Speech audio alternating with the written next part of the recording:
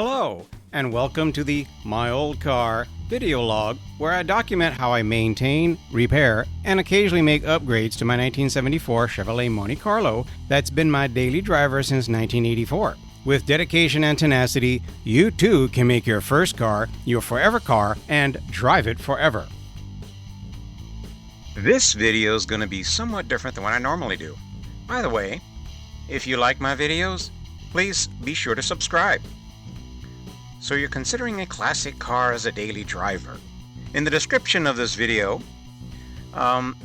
there's a link to an article by a site called, or it's a magazine called The Drive, that claims this isn't emotionally or financially feasible. But I align with a couple of articles by Haggerty which disagree. Now this topic is too broad to cover every facet in detail, so I'll touch on some generalities, then, drawing on my 40+ years of experience, I'll drill down on specifics of how I manage it. There's nothing unreasonable with wanting to daily drive a classic car. For more than a century, mass-produced cars were specifically built to be driven every day. Classic cars have been daily drivers in Cuba for decades. I've been daily driving mine since before it was considered a classic. So starting with the advantages, first and foremost, classic cars are cool and they can be fun to drive. When people see them, they evoke nostalgia and draw attention. The car is paid off, registration is less expensive, as is insurance, no smog check is required, and classic cars increase in value. Among the disadvantages, fewer features, less safe, and scarcity of some parts. Myths that are somewhat true: less fuel efficient, less reliable, easier to repair, expensive to own, emit more pollution, and prone to overheating. When one considers a classic car as a daily driver, there are lots of variables to take into account.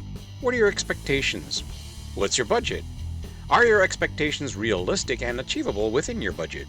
For instance, if you expect something like a factory-correct 1951 Packard Patrician or a 68 Dodge Super Bee to drive like a modern car, you're in for a big disappointment. The only way to fully achieve the modern car driving experience is to marry the classic body onto a modern chassis, a specialized, time-consuming, labor-intensive, and expensive undertaking. The next best thing is to upgrade and retrofit the classic car chassis with lots of modern stuff like suspension, steering, brakes, engine, transmission, safety belts, accessories like AC, cruise control, touchscreen, etc. A process that's also rather specialized and expensive. The wherewithal required for either scenario puts them pretty much out of reach for the average classic car enthusiast. Not to mention that most classic car guys are also gearheads who prefer old tech over new tech. I mean, that's one of the novelties of driving a classic car. The rest of us would need to weigh the pros and cons, then decide on what compromises we're willing to make.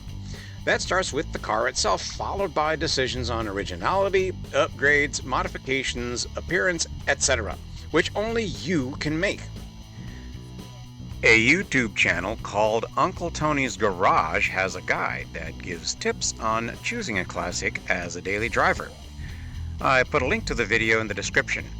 I find Tony to be a bit long-winded, but his tips are nonetheless valid and useful. A rule of thumb is the older the car, the fewer features it will have and the less safe it is.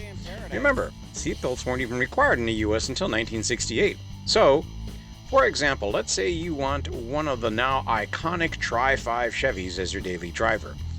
Everything we take for granted today was an option back then, even a heater. So, any comfort and safety features will need to be retrofitted. Furthermore, whichever classic car you choose to be a daily driver, it should be known for being reliable when it was new. And be sure to check all service bulletins for that car to see if there are any mechanical or safety issues. For instance, 1965 through 69 Chevrolets used engine mounts that were prone to failure, so a recall was instituted to have Chevy dealers install cable kits to prevent the engine from lifting out of the engine bay when the mounts broke. Go figure. Now, getting into specifics, my input on classic car selection is, if you want a heavily optioned classic car that's comparatively safe, Consider something from the early malaise era, 1972 through 1977. Back in the late 60s, US automakers saw the writing on the wall that emission regulations would starve their cars of horsepower. So, to offset the inevitable drop in sales, they offered cars with certain previously pricey options, such as power front disc brakes, as standard equipment. As for safety, 3-point seatbelts were standard, and some cars like the Oldsmobile Toronado offered ABS and front airbags as options. One safety feature found only in 1974 American cars was a starter interlock system, which was decades ahead of its time and had the unexpected benefit of being an ignition kill switch. The system prevented a car from starting unless the seatbelt was fastened after you sat behind the wheel. This era of cars were also built to better survive low-speed collisions thanks to pressure from insurance companies on government regulations. The car I'm driving is a 1974 Chevrolet Monte Carlo Landau. Standard equipment included power front disc brakes, power steering, automatic transmission, inside hood release, locking steering column and shifter, and dual sport mirrors. It's also equipped from the factory with optional AC, tilt wheel, that's tilt steering wheel, cruise control, electric windows, lock seat and trunk opener, map light, and more. The starter interlock system was disabled, but I repaired it, and some 20 years later, it got me out of a seatbelt ticket. The first upgrade I did when I got this car in 1984 was to build and install a powerful engine, thus invalidating the malaise moniker. I have since installed headers and a dual exhaust system, making this a true muscle car wrapped in a velvet glove.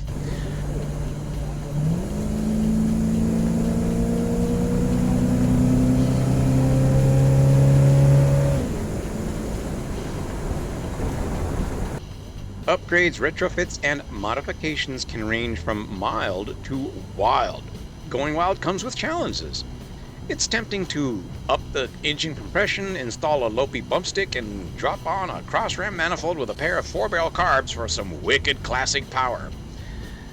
That setup is great for Can-Am racing, but completely impractical when crawling along a highway during rush hour. The novelty of all the original tech is charming, until it doesn't work. For instance, old ignition systems utilized contact points which need adjusting and cleaning at least once a year, and replacement after a couple of years depending on how many miles you drive. The later breakerless or electronic systems are far more reliable, and when coupled with iridium spark plugs, are practically maintenance-free for upwards of 80,000 miles. Now trust me on this one, it's tempting to keep everything original, but when you depend on your classic car to be your reliable daily driver, you need to upgrade it with reliable tech. The less maintenance you have to do, the happier you'll be. Electronic ignition became standard on all production cars by 1975, with GM being the last automaker to adopt it. I'm fortunate that this car was made in the final month of the 1974 model year and came with HEI from the factory. Speaking of maintenance, as long as you keep up with the recommended maintenance of your classic, it will give you reliable service. For instance, the cooling systems on lots of old cars were neglected. I bet you that happens on modern cars too. Nevertheless, the deposits and buildup act as insulation and reduce coolant flow, thus reducing cooling efficiency. A deep cleaning and flush does wonders. That brings me to the myth that classic cars are prone to overheating, implying an inherent flaw. If that were the case, why aren't there infinite stories of people's new cars overheating while they were driving home from the dealership? Lots of classic cars have seemingly inadequate radiators. The size of the radiator was based on the factory configuration. For example, if you have a 1962 Rambler American with a 6-cylinder engine, then swapped in a V8 and added AC, the original radiator would be woefully inadequate. Anything you add or upgrade from the original configuration will change the engine's cooling requirements. Fan shrouds help increase airflow through the radiator, and most automakers only installed fan shrouds on cars equipped with AC. An add-on I frequently see are electric fans. I acknowledge that they have their place in cars with transverse engines or radical hot rod engine swaps, but in an otherwise conventional classic car, they're not the solution to an inadequate or inefficient cooling system. They also come with the drawback that many neglect to consider. They draw lots of current, which requires an appropriate upgrade to your electrical system. Another common cooling system upgrade I see is an aluminum radiator swap. I agree, aluminum conducts heat a little better than copper or brass, but it comes with its own disadvantages. Repairs need specialized skills, and it's prone to galvanic corrosion. I upgraded my radiator in this car with an industrial commercial grade copper core and have never looked back. Should have done another one of those, should have done it years ago thing. Good headlight illumination is essential for safety while driving at night. It's recommended that the headlights are upgraded to something that's suitable for today's demands. I upgraded the original incandescent sealed beam bulbs to Euro-style H4 units with LED bulbs wired up to dedicated double-fused power relays. I also added a pair of fog lights, likewise properly wired up. When upgrading or adding anything electrical, it's recommended to upgrade the charging system. In my case, I upgraded from the factory 10SI alternator to the more robust 12SI. A 10-minute, no-hassle, drop-in, bolt-on upgrade. While I was at it, I upgraded the charging wire from 10 gauge to 8 gauge and the battery cables from 4 gauge to 2 gauge. Thicker wires have less resistance and generate less heat, which makes the alternator work less hard and the electrical system more reliable. Here it is again, reliable. One cannot argue the convenience, comfort, and ease of use of an automatic transmission in a commuter car during rush hour. Heat is an automatic transmission's worst enemy. The easiest solution for that is to install an aftermarket transmission fluid cooler. I installed mine so it completely bypasses the radiator. You see, if the transmission cooling lines were connected to the integral fluid cooler in the radiator and that thing leaks, coolant would get into the transmission and ruin it. I mean, bye-bye tranny. Another way to reduce heat buildup is to shift the transmission to neutral while stopped for an extended period of time, like at a traffic light or in a drive-thru. A tip I got from a book called Drive It Forever, Your Key to Long Automobile Life, written by Robert Sikorsky. Handling and ride comfort is much different in a classic car. Muscle cars like Camaros and AMXs have a comparatively rigid ride, which you'd expect from a performance car, but may become a bit fatiguing after a while. The ride of a luxury car was really soft and cushy, but when cornering, the cars are prone to body roll and understeer. These things can be addressed and managed either through engineering or adjusting one's driving style. My Monte Carlo came from the factory with sway bars, and installing Beltec gas shocks really improved the handling. Going hand in hand with maintenance are repairs. All things being equal, classic cars are easy to repair. By design, they are less complicated with fewer features, leaving more space for hands and tools to access parts. The challenge lies in diagnosing the cause of a symptom. Classic cars don't have an OBD port, which means someone with various diagnostic tools like a vacuum gauge, tachometer, and lots of experience will need to determine the cause of the problem. That skill separates today's techs from yesterday's mechanics. This is an area where if you're not independently wealthy with unlimited resources, you need to take the initiative and become your car's mechanic. But don't let yourself feel overwhelmed at the thought of fixing your car yourself. It's not as intimidating as you may think. If you don't mind getting a little dirty and can follow a recipe book to cook a meal, you can follow a shop manual to fix a car. You're also going to need tools. Fortunately, you don't have to buy them all at once.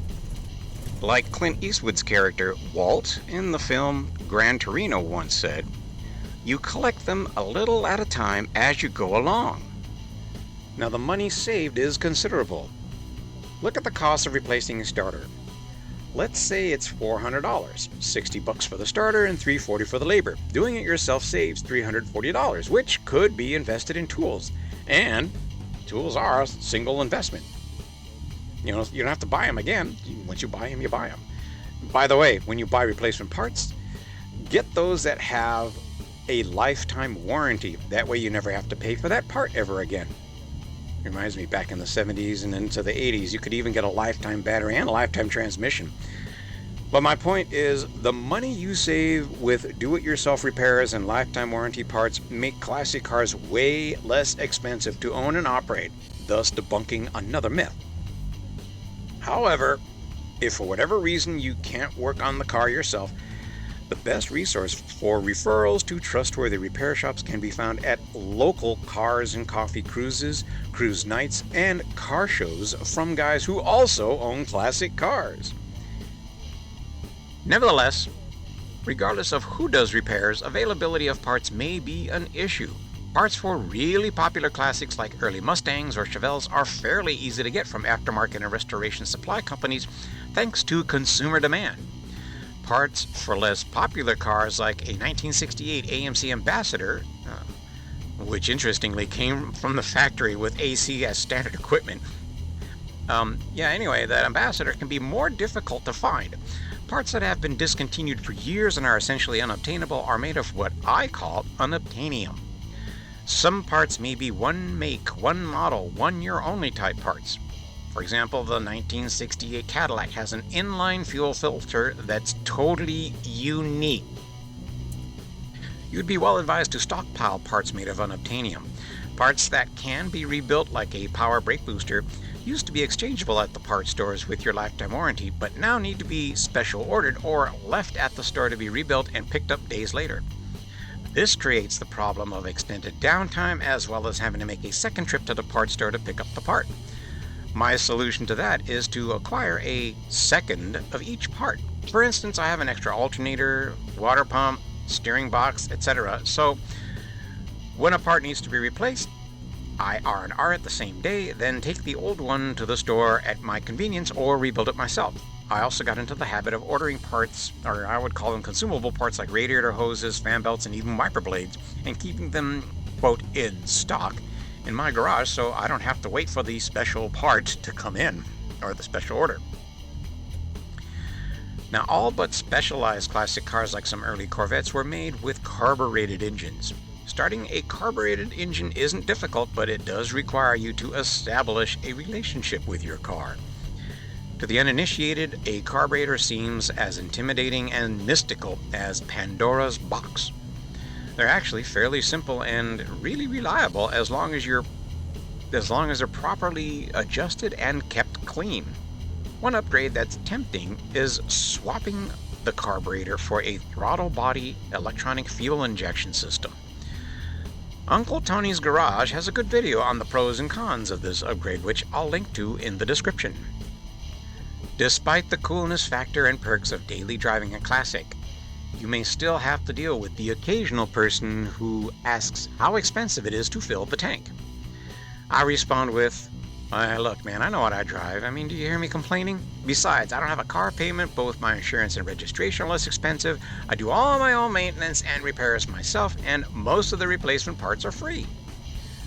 Then, when an environmentalist makes a derogatory comment about my car, I reply with, look, the average person gets a new car about every 7 years. I should be on my 7th car by now. And do you know how much pollution is generated and how many resources are consumed just to make one car, let alone 7? And my mileage is about as good, if not better, than a modern SUV. The way I see it, by owning and driving just one car all these years, I have a smaller carbon footprint and am more environmentally conscious than the average person. Only those people on whom logic has no effect try to continue the debate. That's when I realize I'm dealing with an unarmed opponent, and I excuse myself. Now, for those of you who are curious about what upgrades I did other than the ones I already mentioned, back in 2020 I installed a 400 horsepower engine in this car. The cam was too tall to allow the engine to pull enough vacuum to work the cruise control servo, and during rush hour stop and stop traffic here in LA, the power brake booster couldn't keep up. So I installed a vacuum pump and vacuum canister, which I detailed in a video I'll link to in the description. Now, all the vacuum accessories work better than ever. One of those should have done it years ago kind of thing also. I installed an oil pressure gauge and a volt gauge on the driver's A-pillar. And I also put in a dash cam. Now in conclusion, though daily driving a classic car is fun, to do it correctly and enjoy all the benefits therefrom, it should be a lifestyle. With patience and tenacity, you can face and overcome the challenges that come with driving a classic as your daily forever car. If you enjoyed the video and found it useful, please be sure to click the like button. Now if you'll excuse me, I think it's time for a drive.